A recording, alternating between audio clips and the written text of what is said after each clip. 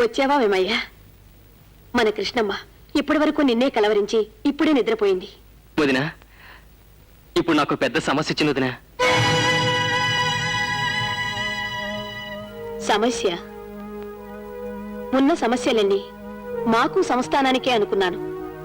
పాపం, నీకు సమస్యలున్నాయా? చెప్పు నాయనా. ఆ సమస్యను తీర్చడానికి నువ్వు తప్ప నాకు వేరే దిక్కులేదు వదినా. నా విశ్వద మన వంశపారంపర్యంగా వస్తున్న 7 వారాల నగలతోటి నీ ముక్కెరతోటి తనను అలంకరించి కులస్త్రీగా పదుగురులో ప్రకటించమని పట్టుబట్టింది వదినా. అది నిజమని నువ్వు నమ్మేవా? హృదయపూర్వకంగా. ఏమైనా సరే నా విశ్వద కోరిక తీర్చవలసిందే వదినా. నువ్వు నా మాట కాదనవనే నమ్మకంతో నా విశ్వదకి మాటిచ్చాను వదినా. నిజమేమయ్యా, నీ మాట నేను కాదనలేను. ఆ వెలయాలి మాట నా విశ్వద వెలయాలు కాదు వదినా.